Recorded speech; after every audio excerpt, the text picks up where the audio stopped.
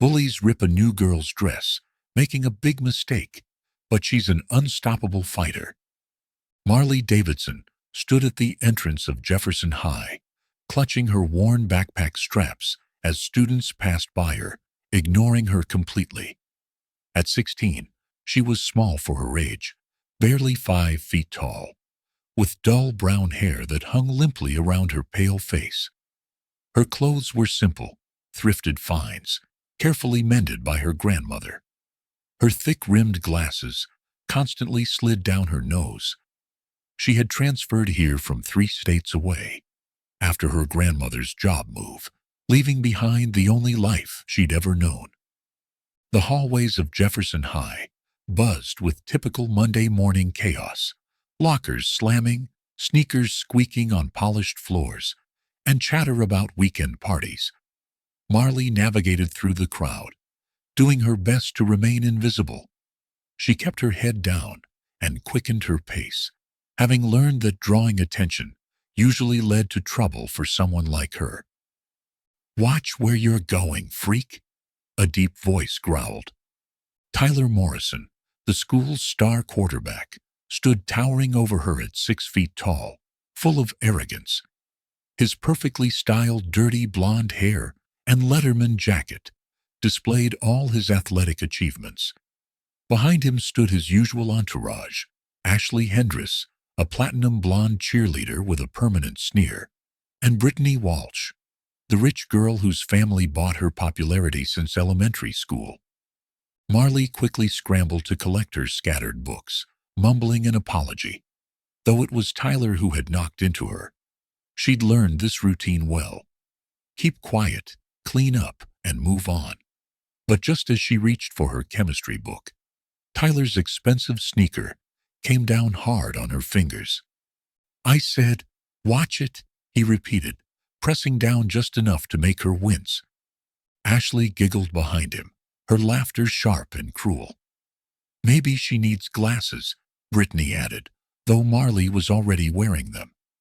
"Oh, wait, she already has those ugly things. Maybe she needs brain surgery." The small crowd gathered, laughing at her expense. Marley quickly pulled her hand away, clutching her books to her chest, fighting back tears. She hurried away, as fast as her trembling legs would carry her, but not before hearing Tyler's final words. "Welcome to Jefferson High, loser. Hope you brought thick skin." What none of them knew, what they could never guess, was that beneath Marley's meek exterior was something far more dangerous than they could imagine. For the last 8 years, since she was 8 years old, Marley had been training in mixed martial arts with her uncle Marcus, a former Special Forces operator. Every morning at 5 a.m., she'd been in his garage-turned-dojo, learning techniques that could take down grown men twice her size. Her grandmother thought it was just a hobby, to build confidence and stay fit, unaware that Marley could break ribs with her bare hands or render someone unconscious in seconds. But Marley had promised her uncle she'd never use her skills unless her life was truly in danger. "The moment you throw the first punch in anger," he'd warned her, "you become everything we've trained you to fight against." So she endured. She stayed quiet, letting people like Tyler think they could push her around. The first week at Jefferson High passed in a blur of minor humiliations. Tyler and his crew had targeted her, reminding her of her place in the school's hierarchy. They spilled drinks on her at lunch, knocked her books out of her hands, and spread rumors about her being everything from poor to strange. By the second week, the harassment had escalated. Marley had been excused from volleyball practice due to a forged note claiming a sprained wrist. She was terrified that showing any athletic ability would expose her training. She sat on the bleachers, trying to finish an essay, while chaos erupted below. Tyler had convinced Coach Williams to let him help with volleyball practice, but in reality, he used the opportunity to torment Marley. During a break, he grabbed a volleyball and launched it at her head, knocking her backward off the bleacher seat. Heads up! 4 eyes! He shouted as Marley crashed to the floor, her papers scattering and her glasses sliding across the gym. The impact split her lip, and blood trickled into her mouth. As she tried to gather her belongings, her vision blurred. "Oh my God, Tyler, you could have seriously hurt her."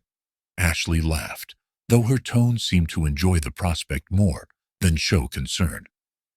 "She's fine," Tyler replied, jogging over to loom above Marley. "Aren't you fine, Marley? Tell everyone you're fine." Marley's hands shook as she reached for her glasses, finding them several feet away, with one lens cracked. With damaged vision, she could see the entire class, watching her humiliation as if it were entertainment. Even Coach Williams seemed more annoyed at the disruption than concerned for her well-being. "I'm fine," she whispered, barely audible through her swollen lip. "Louder," Tyler demanded. "I don't think everyone heard you." "I'm fine," she repeated, raising her voice enough to satisfy him. Inside, Marley was calculating how many strikes it would take to drop him where he stood. But Uncle Marcus's voice echoed in her head. "Don't throw the first punch." The harassment continued. Tyler tripped her in the cafeteria, sending her lunch flying, while Ashley spread rumors about her hygiene and family. Brittany used her social media to post unflattering photos of Marley. The rest of the school either ignored the bullying or participated, eager to stay on Tyler's good side. 3 weeks into her time at Jefferson, Marley had developed a routine to avoid her tormentors. She arrived early to avoid the crowds, ate lunch in the library, and left immediately after the final bell. But routines only worked when others respected them. On a Thursday afternoon, as Marley hurried toward the exit, she heard her name called from behind. Her stomach dropped as she recognized Tyler's voice, but she forced herself to keep walking. Maybe if she ignored him, he'd lose interest. "Hey, Marley, I'm talking to you," Tyler's voice boomed. She walked faster, clutching her backpack straps so tightly that her knuckles turned white. The exit was only 50 feet away, but it felt like 50 miles. A hand grabbed her shoulder and spun her around, making her stumble backward. Tyler stood in front of her, flanked by Ashley and Brittany, their expressions predatory.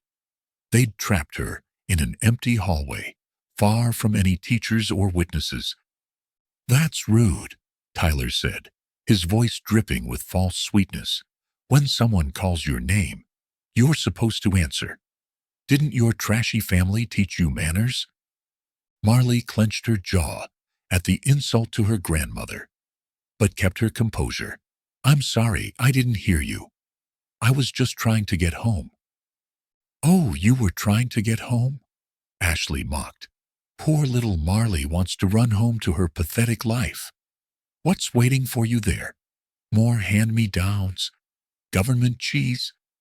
"Leave me alone," Marley said, taking a step back toward the exit, but Brittany blocked her path.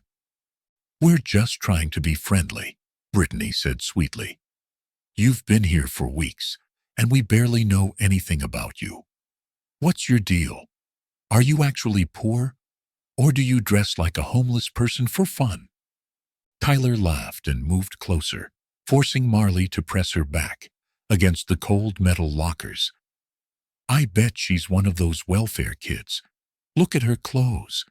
That dress is probably older than she is. Looks like she raided a dead grandmother's closet." The dress in question was old, a simple floral pattern that had belonged to her mother, carefully preserved by her grandmother, and altered to fit Marley. It was one of the few things she had left of her mother, who had died when Marley was 7. "Please," Marley whispered, hating how weak her voice sounded, "just let me go home." Tyler reached out to tug at the fabric of her dress. "What if we don't want to?" And that's when he tore the sleeve of her mother's dress, and Marley's patience snapped. Years of training surged through her body like electricity. Her right hand shot forward, striking Tyler's solar plexus with enough force to lift him off his feet. The air rushed out of his lungs, and he doubled over, gasping. Before Ashley could react, Marley's left elbow swung upward, knocking her off balance. She didn't stop there. Brittany tried to run, but Marley caught her by the hair, spinning her around, and with one jab to the nerve cluster below Brittany's ear, sent her crashing to the lockers. Tyler, still struggling to breathe, looked up just in time to see Marley's knee slam into his face, crushing his nose. The entire altercation took less than 30 seconds. Marley stood over her fallen tormentors, breathing heavily but calm. Her mother's dress was ruined, but she felt peace for the first time in weeks. Ashley whimpered on the floor, and Tyler lay unconscious, drooling and bleeding. "Listen carefully," Marley said, her voice firm. "You're going to leave me alone from now on. You're not going to talk to me, look at me, or even think about me. And if I hear you're bullying anyone else, I'll find you, and we'll have another conversation. Understand?" Ashley nodded frantically, and Brittany, with a wide-eyed look, managed a small, frightened squeak. "Good," Marley said, adjusting her torn dress. "And Ashley, delete that video. Delete it now, or Tyler's broken nose will be the least of your problems." The rest of the day, the rumor mill spread quickly. Marley had supposedly hospitalizing 3 popular kids in seconds, but Marley didn't correct them. Let people think what they wanted, as long as they left her alone. Tyler came back to school 3 days later, bruised and humbled. The bullying stopped, and the students who had once ignored her now gave her respectful nods. Even the janitor winked at her as she passed. 1 month later, Marley helped a freshman named Josh, a former victim of Tyler's, teaching him the importance of standing up for yourself. And when Tyler tried to bully again, Marley stepped in. He quickly backed off, no longer the dominant figure he once was. Marley had learned that sometimes the only way to stop a bully was to show them you weren't afraid to fight back. She had found her strength, and for the first time, respected herself enough to use it when necessary.